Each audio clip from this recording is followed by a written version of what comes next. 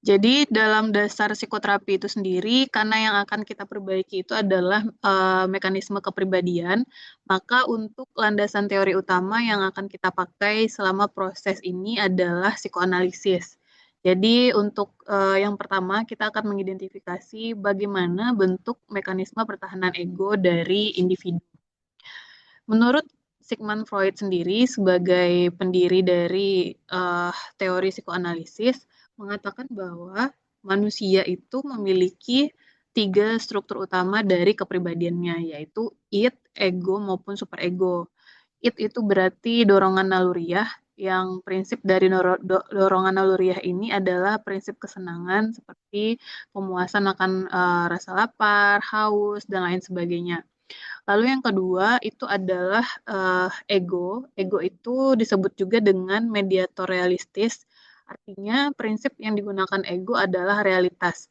Kalau misalnya dia lapar, lalu kemudian di dekatnya ada makanan, tanpa tahu sumber dari makanan tersebut, jika ego dominan, maka ego akan mendorong manusia untuk memakan, karena memakan makanan yang ada untuk memenuhi rasa laparnya.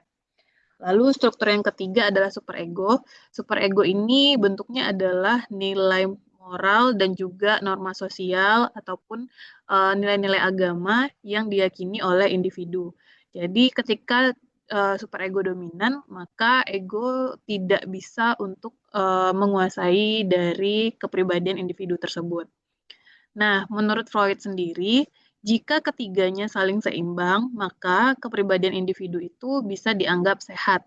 Tapi terkadang konflik di antara ketiga struktur kepribadian ini menimbulkan anxiety atau kecemasan. Nah, kecemasan inilah yang kemudian berusaha untuk dilindungi oleh diri kita dengan yang disebut dengan defense mechanism atau mekanisme pertahanan. Nah, cara diri dalam mengurangi kecemasan ini kemudian dikembangkan dengan beberapa bentuk defense mechanism ya.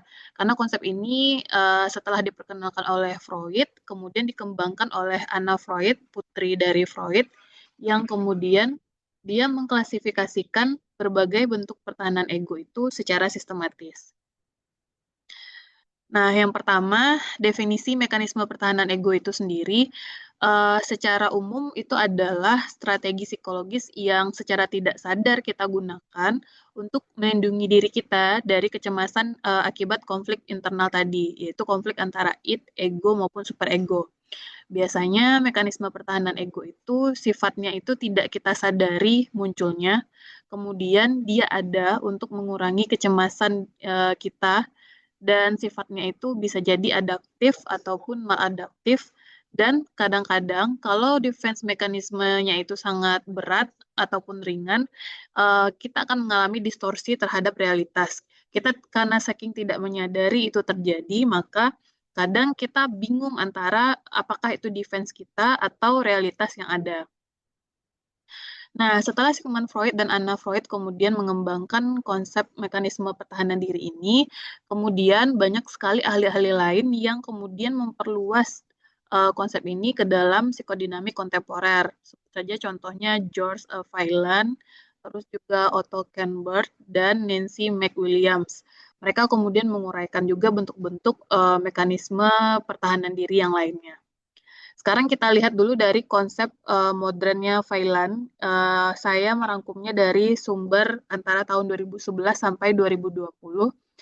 Uh, Vailan ini mengklasifikasikan atau memberi tingkatan mekanisme pertahanan diri menjadi 4 ya, yaitu psikotik, immature, neurotik, dan juga mature. Kalau psikotik itu bentuknya adalah distorsi atau denial ekstrim. Nah, ciri dari mekanisme psikotik ini biasanya sangat mengubah realitas individu, sehingga individu itu menjadi sangat maladaptif. Kalau sudah ke dalam tahapan psikotik ini, udah pasti psikopatologi ya, seperti ciri-ciri sindrom psikotik lainnya, yang ketika itu terjadi, individu ini bahkan tidak sadar akan keadaan atau kondisi terkini dirinya sendiri.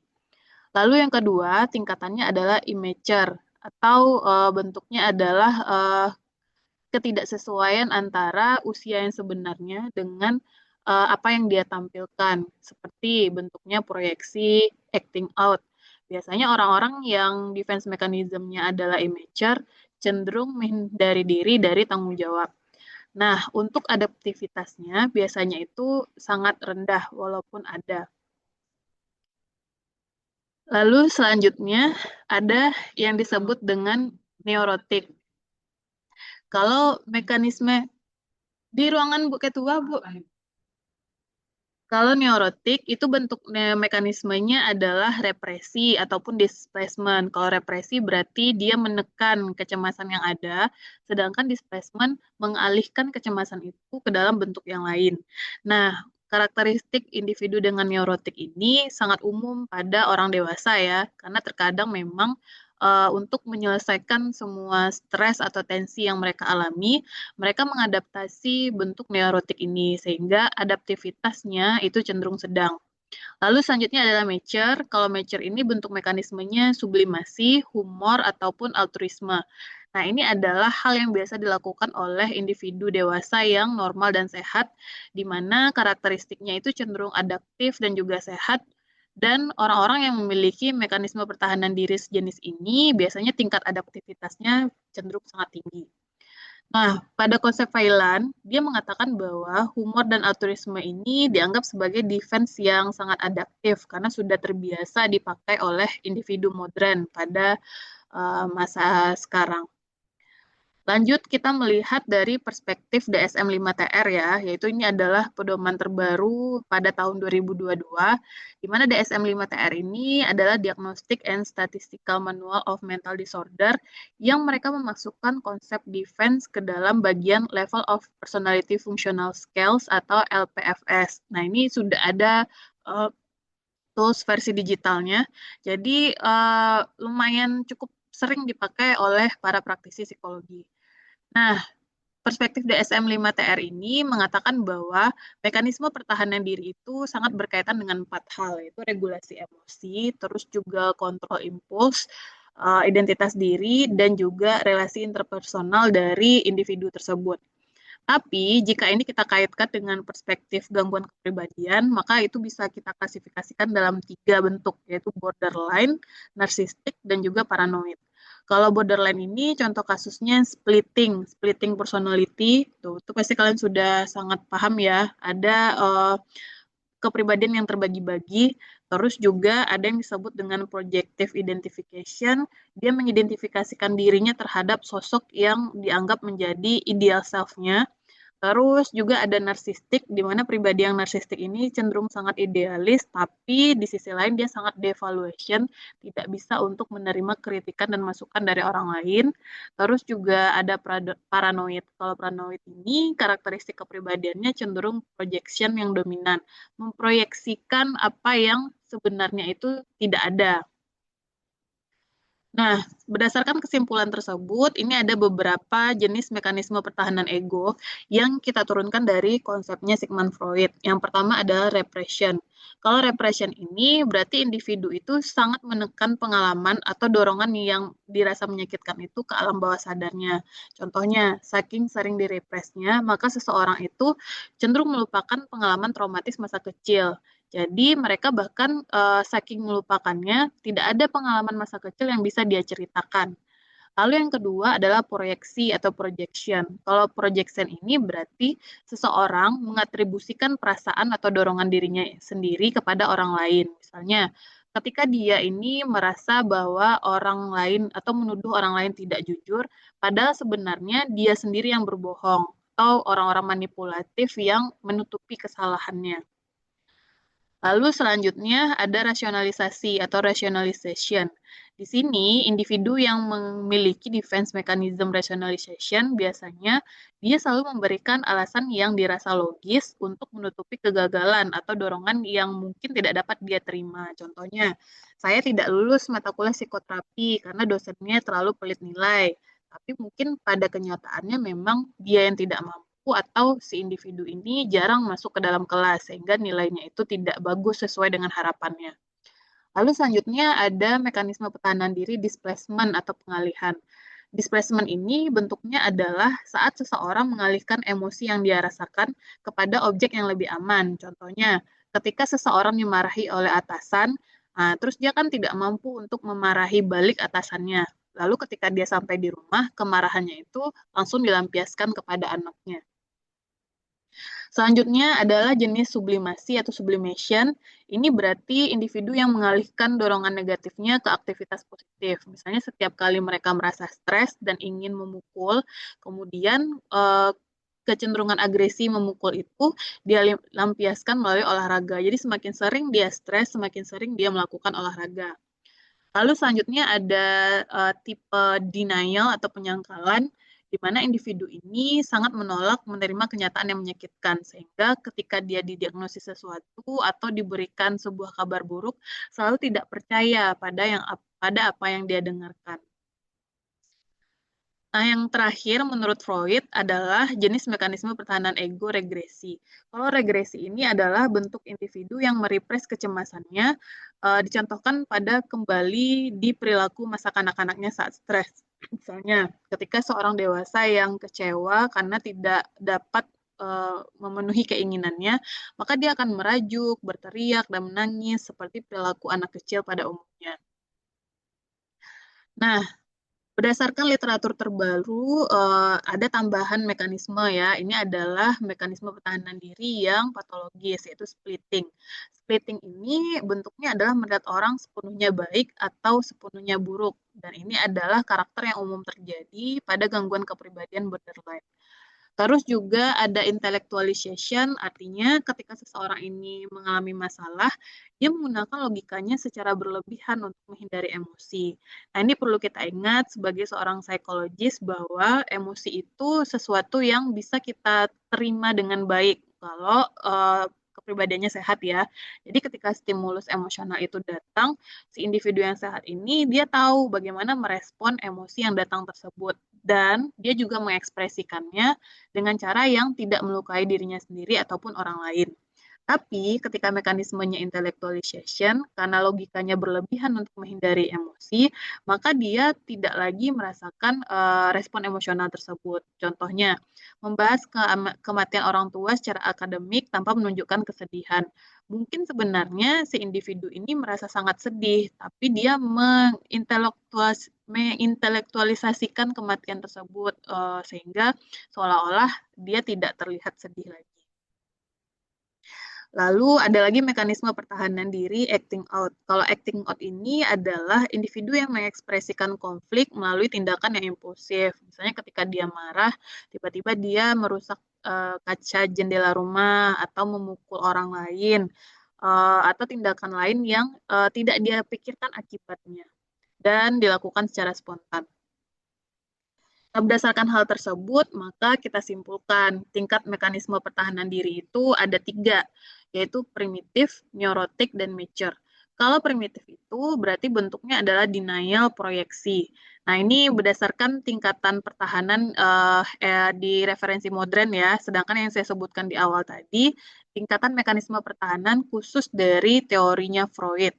Nah, pada mekanisme pertahanan modern ini, contoh tingkat primitif itu denial dan proyeksi. Karena karakteristik individu yang seperti ini biasanya distorsi realitasnya besar. Dia sangat mengikuti mekanisme pertahanannya, sehingga sangat sulit bagi dirinya untuk membedakan mana yang realita, mana yang apa yang dia rasakan sebenarnya. Lalu tingkat kedua adalah neurotik, bentuknya adalah represi dan displacement. Nah, ini adalah umum terjadi pada orang dewasa dan orang dewasa juga sering mengalami tingkat mature atau sublimasi. Dia melakukan mekanisme pertahanan dirinya secara adaptif dan juga sehat. Nah, kita juga membahas bagaimana perspektif dari psikoanalisis terhadap mekanisme pertahanan diri ini. Sebenarnya banyak sekali penelitian yang menunjukkan bahwa otak kita ketika dia merasa ada yang mengancam tubuh kita, maka dia akan menciptakan berbagai skema yang akan memudahkan kita untuk menghindari rasa sakit tersebut atau sesuatu yang kita anggap sebagai ancaman. Nah, mekanisme pertahanan itu sangat erat dengan aktivitas prefrontal cortex di otak, yaitu bagian otak yang mengontrol emosi, dan juga amigdala. Amigdala ini adalah bagian otak yang merespon ancaman dari luar. Nah, ketika terjadi defense-nya mature, maka pada saat itu regulasi emosi kita menjadi lebih stabil. Nah, ini berarti bahwa prefrontal cortex-nya bekerja dengan sangat maksimal, sehingga bisa jadi pada saat itu kita tetap aware terhadap ancaman, tapi kita bisa mengekspresikannya dengan adaptable dan bersikap tenang. Tapi ketika yang muncul adalah defense immature, berarti reaktivitas emosional itu sangat tinggi. Kalau emosionalnya terlalu reaktif, biasanya ekspresi yang dimunculkan itu tidak terkontrol dan juga impulsif, sehingga tidak bisa beradaptasi dengan baik di lingkungan sekitarnya. Nah, konsep psikoanalisis ini dikembangkan oleh seorang ahli, yaitu Mark Solms. Lalu bagaimana aplikasi klinis dan kontemporer dari mekanisme pertahanan diri ini? Jadi, kenapa mekanisme pertahanan diri ini kita bahas di bagian pertama dari psikoterapi? Tugas utama dari seorang psikoterapis itu adalah mengidentifikasi pola defense yang dominan. Jadi ingat ya, seseorang itu pasti mengalami mekanisme pertahanan diri atau defense mechanism. Tapi ketika pola itu menjadi sangat dominan, itu akan menjadi masalah karena akan terjadi distorsi antara realita dan emosi yang dialami oleh individu tersebut. Sehingga kita harus mengidentifikasi pola-pola itu. Pola defense mechanism mana yang paling sering muncul pada diri klien kita. Lalu yang kedua, kita harus mengamati kapan saja defense itu muncul, karena biasanya dia kan muncul ketika individu ini merasa terancam. Jadi kita bisa tahu apa yang membuat individu ini terancam dari pengamatan kita tadi. Lalu yang ketiga, kita akan menghubungkan defense dengan pengalaman masa lalu. Seperti dari teorinya Freud, Freud menyatakan bahwa masa lalu itu merupakan faktor utama pembentuk masa kini.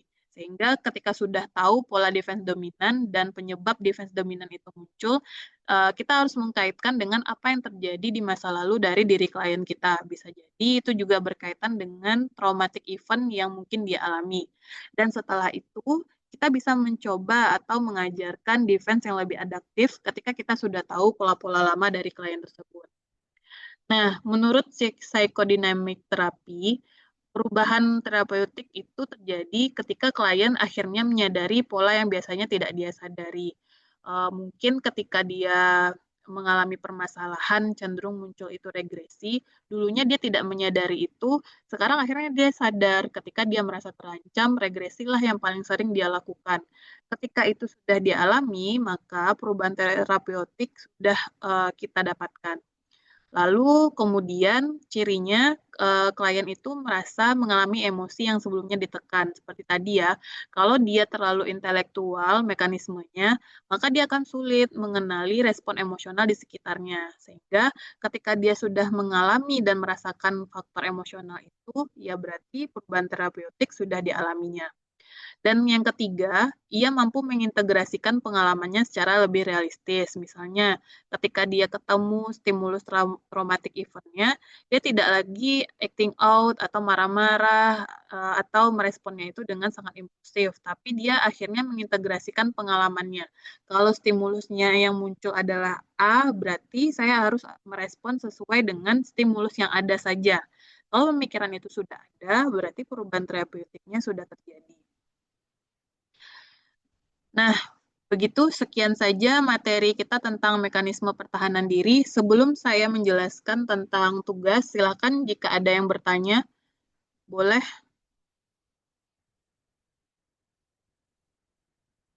dihidupkan saja mic-nya. Sudah saya berikan akses untuk menghidupkan mic kalian.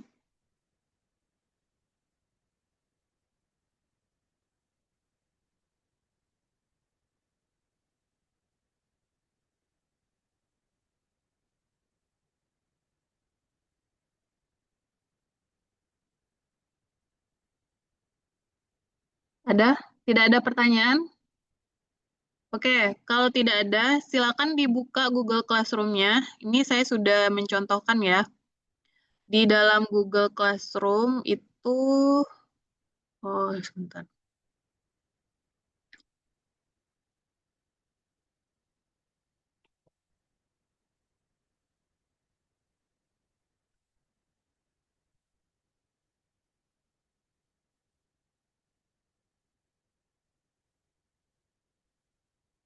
Nah, di dalam Google Classroom saya sudah share tugas.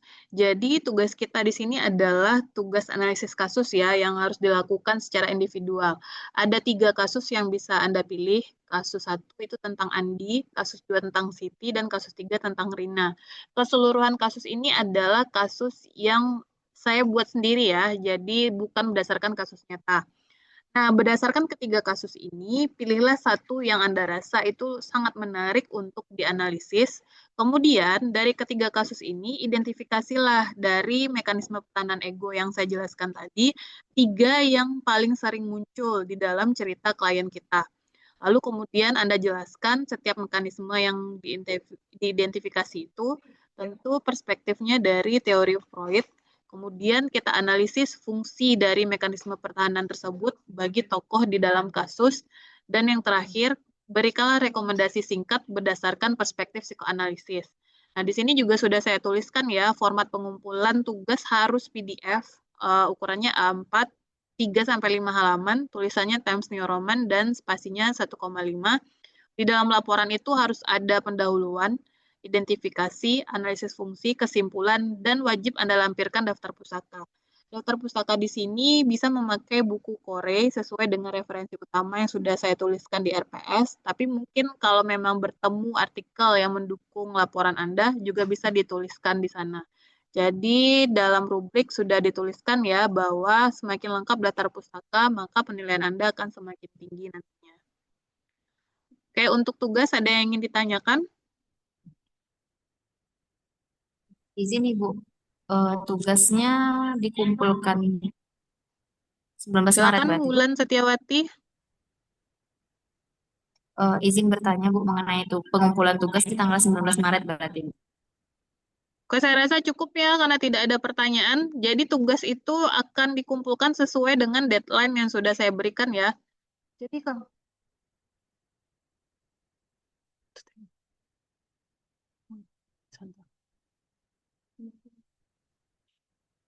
Oke, jika tidak ada pertanyaan, silakan dilihat instruksi tugas di Google Classroom ya, dikumpulkan sesuai dengan tenggat waktu yang sudah saya tentukan di Google Classroom.